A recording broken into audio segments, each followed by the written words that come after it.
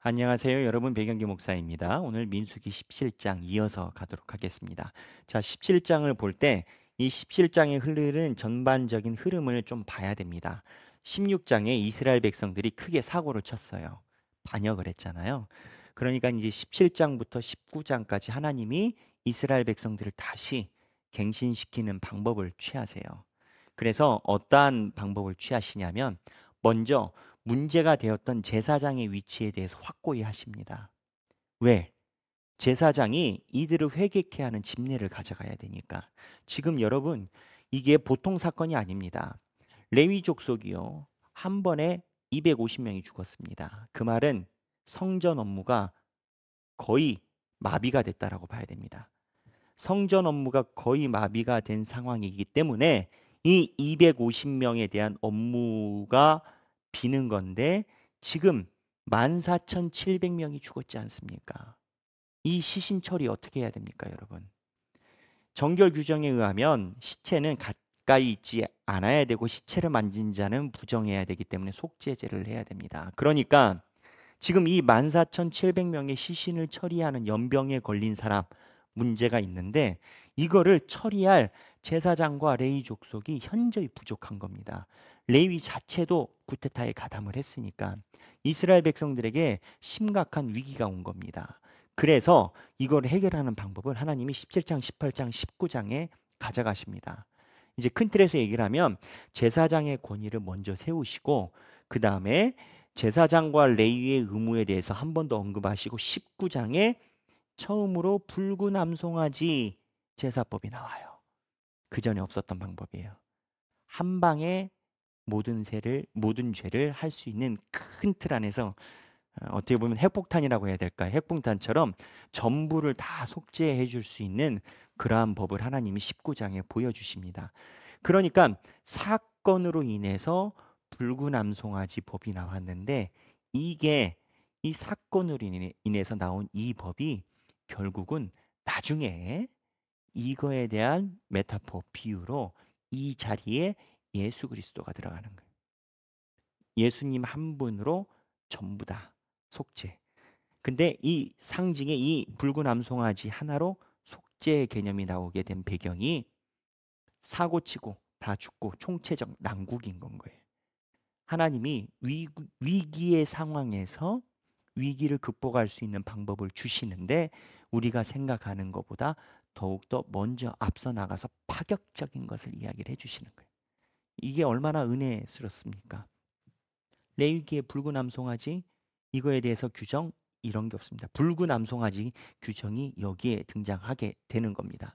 그래서 19장의 내용을 보면 6장, 7장, 17장, 17장에 보면 리더십을 세우고 아론에 대해서 이야기를 하십니다. 아론 리더십.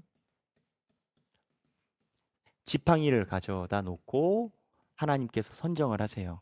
각 지파별로 지팡이를 가져오라고 하십니다. 그리고 하나님이 그 중에서 아론의 지팡이에게만 살구나무 꽃을 피우시고 그곳에 내가 아론을 제사장으로 세웠다 이런 상징을 보여주세요. 그래서 아론의 싹튼 지팡이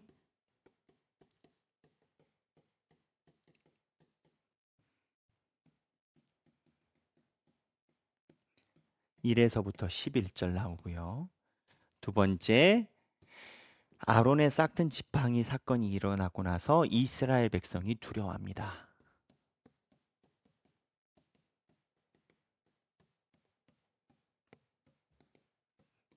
왜 두려워했을까요? 하나님께서 자기네들을 쳐서 10,000명이 넘는 사람이 죽었습니다. 여러분, 10,000명입니다. 10,000명. 10,000명. 한 방에 10,000명이 죽은 겁니다. 14,700에다 250명.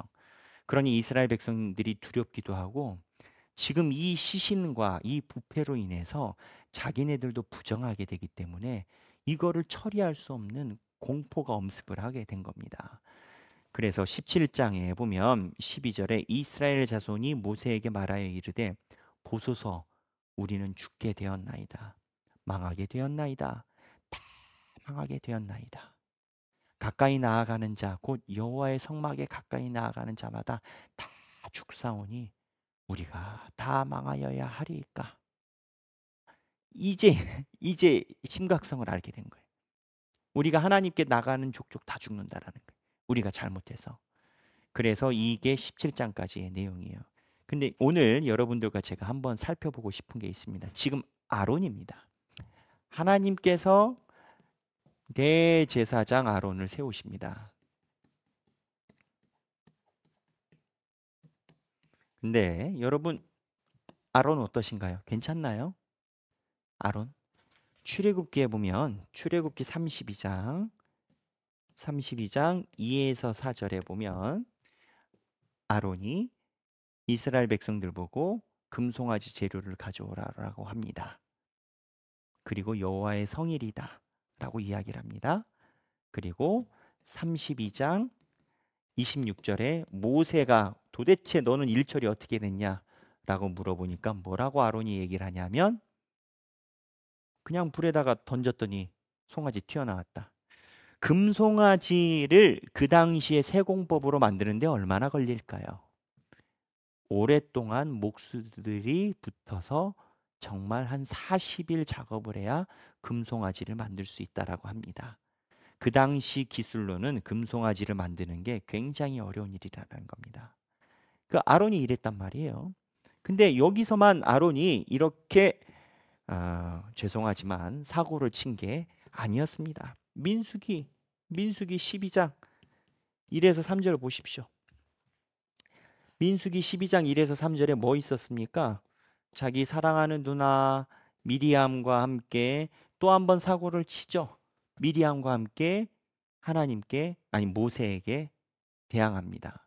그래서 누나는 나병 걸렸고 근데 아론은 성사학자들이 볼 때 이때 하나님이 아론을 치지 않은 이유가 미리암이 나갔는데 아론이 따라가서 소위 이제 딸랑딸랑 따라갔다라고 추정을 합니다. 그래서 미리암만 쳤다라고 추정을 하는데 근데 이제 이런 아론의 성격이 금송아지 때도 마찬가지 아니겠어요? 금송아지 때도 백성들이 와서 얘기를 하면 아니라라고 얘기를 해야지 거기에 혹해가지고 그냥 송아지 만들더니 한 번이면 족하지 두 번 누나가 또 얘기하니까 또 혹 해가지고 팔랑팔랑 해가지고 이거 아니겠어요? 저는 좀 마음에 안 들어요. 제 성격에는 마음에 안 들어요. 여러분 어떠신지 모르겠지만. 근데 제가 여러분들과 함께 보고 싶은 건 이거예요. 오늘 지금 하나님이 이 제사와 정결 예식을 위해서 누구를 세우고 계세요?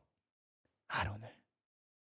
그리고 모세와 아론이 같이 이스라엘 백성들에게 공격을 받았잖아요. 아론 입장에서 기분이 어떨까요? 아론은요. 지금 흐름대로라면 금송아지 만들 때 하나님보다 민중의 편을 들었어요. 그랬죠? 금송아지 만들어 달라고 했으니까. 미리암이 쥐리 성경에 의하면 백성들과 한 통속으로 소통을 하고 내통을 했다라고 봐요. 성사학자들이. 그러니까 미리암은 백성들과 하나가 돼가지고 모세를 치려고 했었던 가능성이 있다라고 봐요. 근데 여기에 아론이 또 백성들과 한패가 됐잖아요.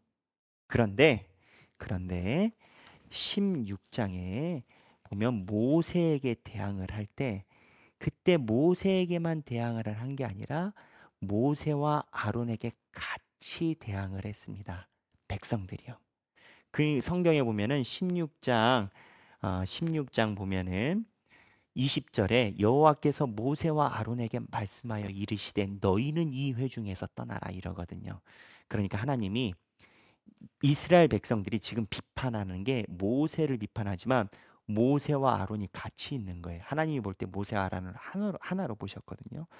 그래서 긍정적인 건 뭐냐? 지금 모세가 16장에 있는 이 사건을 통해서는 그 전에 보이던 행동을 안 보였다라는 겁니다. 모세가 아니 아론이 여기까지는 백성들의 귀에 어울려서 왔다 갔다 했는데 이 사건 때는 모세와 아론이 같이 있었다라는 거예요. 근데 제가 여러분들에게 계속 상기시키는 이유는 원래 아론이 안 그랬다라는 거예요. 원래 아론이 모세한테 딱 붙어 있지 않았다라는 거예요. 아론도 커간 겁니다. 제자가 되어 가는 겁니다. 처음에는 모세 신경 쓰지 않고 오히려 백성들의 말, 불평하는 집단에 신경 쓰고 누나의 말에 신경 썼는데 16장에는 모세와 아론이 하나가 됐어요. 그래서 하나님이 17장에 아론을 대제사장으로 세우는 그 과정을 가져가십니다. 하나님께서는요, 은혜가 우리가 잘못했다라고 해서 한 번에 유기시키시는 게 아니라 기회를 여러 번 주시고 이렇게 아론처럼 돌아오면 하나님이 오히려 더 세우셔서 큰 대제사장으로 삼으세요. 생각하기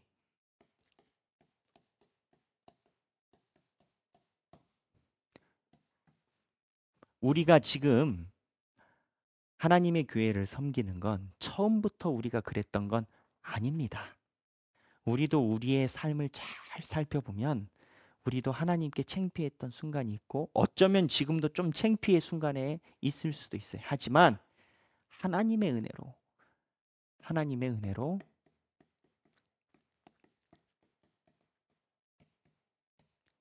이곳에 서 있다.